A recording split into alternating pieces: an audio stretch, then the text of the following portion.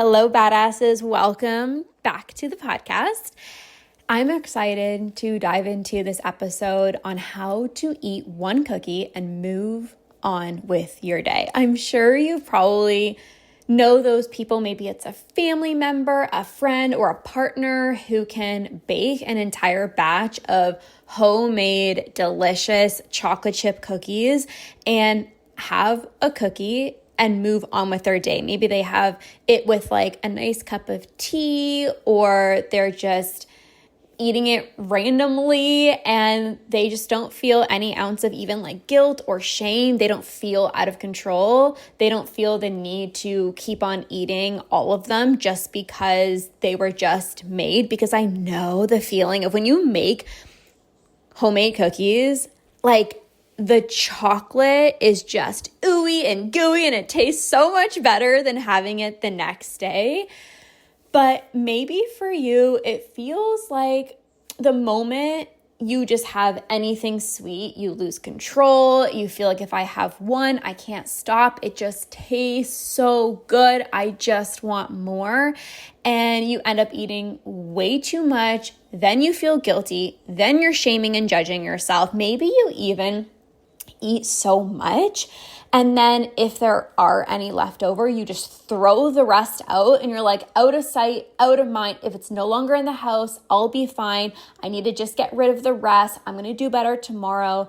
Maybe you even promise yourself that you'll never bake again because it always leads into overeating or binging. But here's the key. The people who have one cookie and move on with their day, they're not trying to only have one cookie. Their body feels naturally content and satisfied with just one. And you can become this person. When you tell yourself you can only have one cookie, we all know that little inner rebel inside of you wants to do the opposite. You want to eat all of them because we don't like being told what to do, despite thinking that you like rules and you want to be in control. You don't want to be told that you can only have one cookie because it feels so pressure inducing. And what happens is you have a cookie.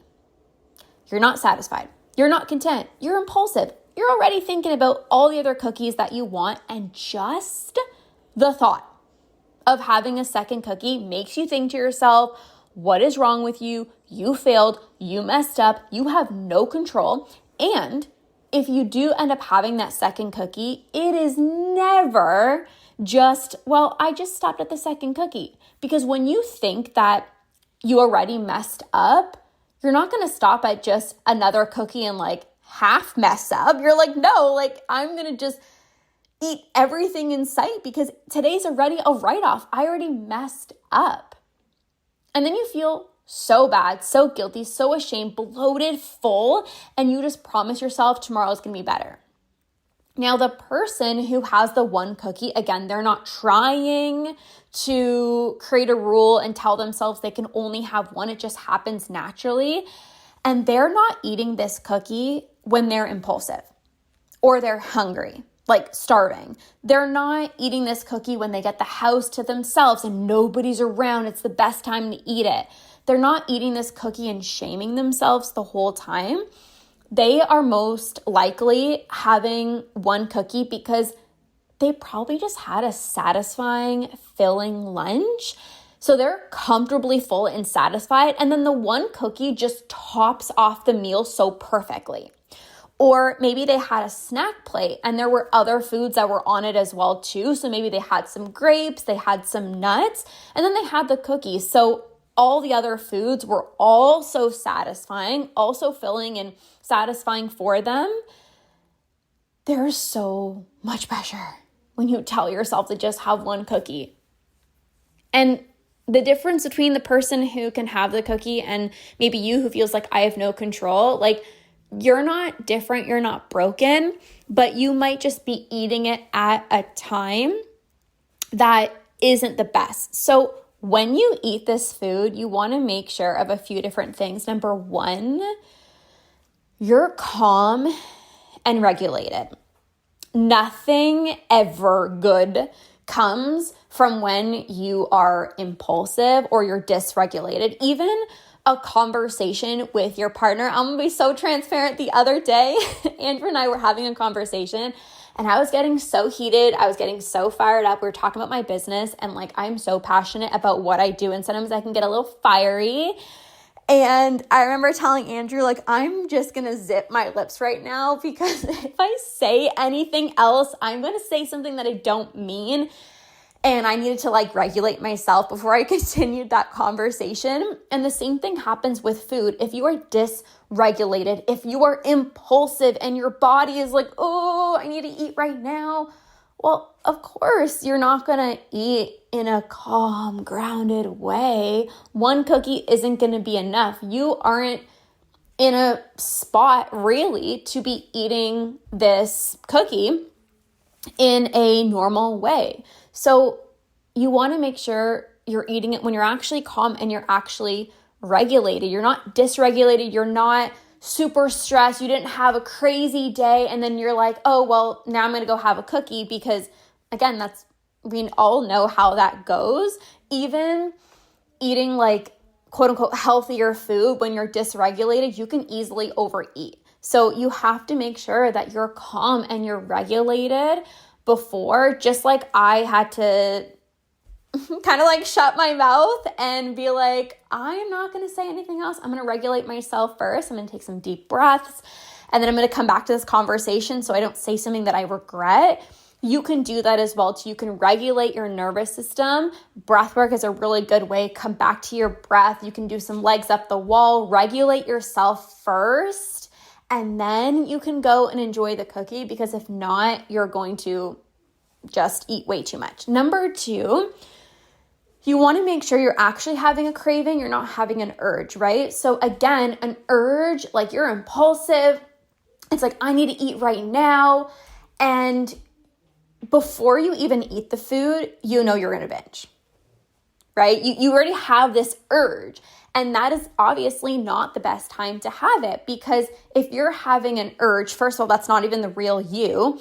But second of all, you're so disconnected from your body and you can't feel hunger and fullness. That is when, you have an urge, you give in, and then you feel so physically sick. Not even like, oh, like I ate too much. You're like, I went through an out-of-body experience. Like I was in autopilot mode.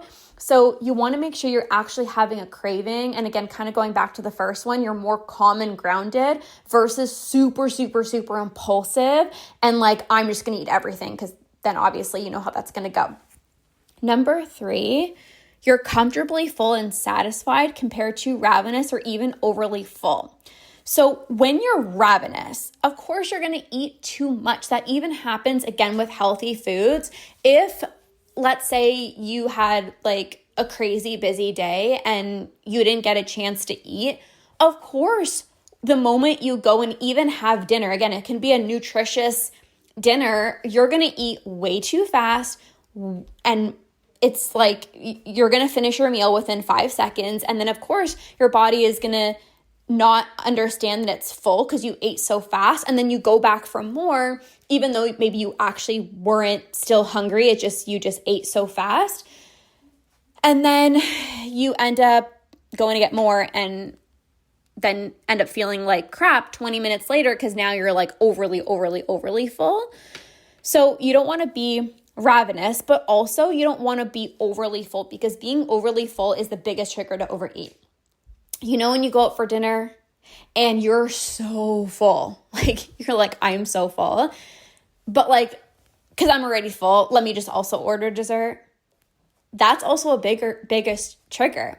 So again, eating this cookie or eating this trigger food, when you are comfortably and full and satisfied is way better than you're hangry, you're ravenous.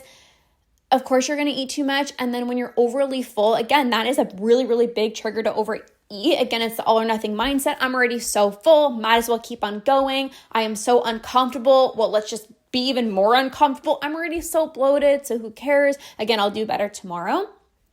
So there are ways to become this person. Like, again, I used to think I could never be that person. I have a massive sweet tooth. I got it from my grandpa. My grandpa would always have chocolate in the house, chocolate cake. Like, I have a really, really, really big sweet tooth. I love my sweets. And just the thought of like having one cookie, I'm like, that's never going to be me, like, ever. Like, I don't care what anyone says. That's never, ever going to be me, because I would always lose control. But I recognized all of the things of when I was eating it. It would always be late at night. It would be when I would be hangry. It would be when I had an urge. It would be when I was home alone. It would be when I was already bloated and already so full. So I became this person. And the best part is you can become this person too. Like, you are not some outlier. You can be this person. And if you found this helpful and you want to actually go through this process with me, I created a 4-week program. It's called Trust with Trigger Foods.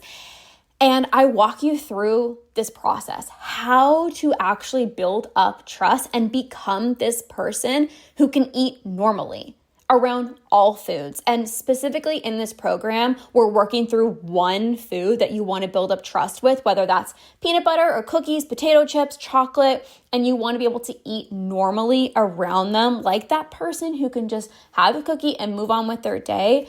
Again, trust can be rebuilt no matter how many times you feel like you binge on these foods. You can't have them in the house. I've seen this with people who already joined, they're inside. One of my clients for trigger food was Kraft peanut butter, and she had some with oatmeal the other day, and she's like, yeah, I just had some. And I didn't die. And this was a massive, massive, massive binge trigger food for her, standing up, eating straight from the spoonful. Even just the thought of like thinking about Kraft peanut butter sent her body into like this shock. But because she walked through this process that I told her, knowing when to eat this food, how to feel safe around this food, she was able to do this.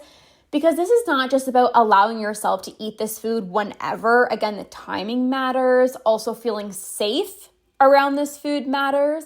So inside of the first training, we really worked on the mindset. I help you rewire your brain around this food to shift your relationship with it so that it feels less scary. We walk through how to dismantle the fear, how to release a lot of the fear, so that when you go and you have this cookie or the peanut butter or the granola, the ice cream, the chocolate, the potato chip, there's not so much fear coming with you. Because again, if you have so much fear around eating a food, you're constantly thinking about it. You're constantly telling yourself, I have no control. I can't trust myself. Of course, that plays a role into the experience of you feeling out of control. So you can shift this. You can rewire your brain. You can absolutely rebuild self-trust. You're not the exception. You're not broken. I use this process for myself with my chocolate chip cookies, my chocolate chip pancakes, my almond butter, chocolate bars, cookie dough, ice cream. And my clients have gone through this process as well too. Even one of my clients, bread was the biggest trigger food for her. And she also has like some gut issues that's happening right now. And she's been so afraid to like actually eat this food because she's been told, don't eat it. Like, you shouldn't be eating it. And every time she used to eat it, she would eat way too much. And she's already feeling a lot more comfortable with bread. She can have it in the house. She's working through eating it in a more controlled way. So you are not broken. You're not the exception. This process can work for you as well too. And we're starting with one food, because if you can build up that trust around one food, and by the way, you're not going to be choosing like your most triggering food. You're going to choose a food that you obviously want to eat normally around, but you're not also like, oh my God, I'm going to die if I eat this food. So when you do this, you're going to prove to yourself, I can build trust.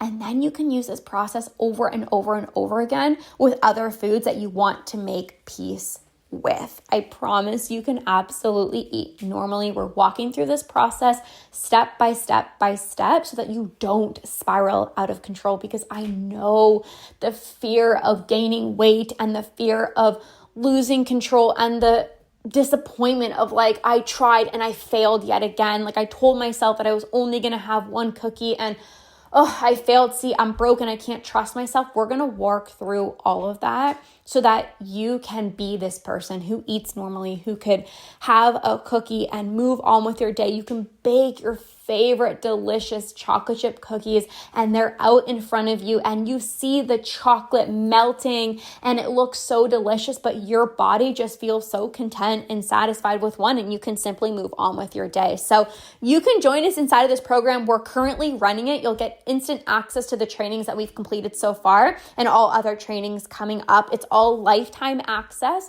So whenever you join, it's all lifetime access. And this is a really good program to dive into because there's not just one trigger food. There's probably so many trigger foods that, you want to eat normally around. And again, you can use this process over and over and over again. So you can click the link down below in the show notes to join us, or also just message me trigger foods and I'll send you the link. But I hope you found this helpful. And if you want to dive deeper, come join us inside of the Trust with Trigger Foods program so that you can be that person who effortlessly has one cookie and simply moves on with your day.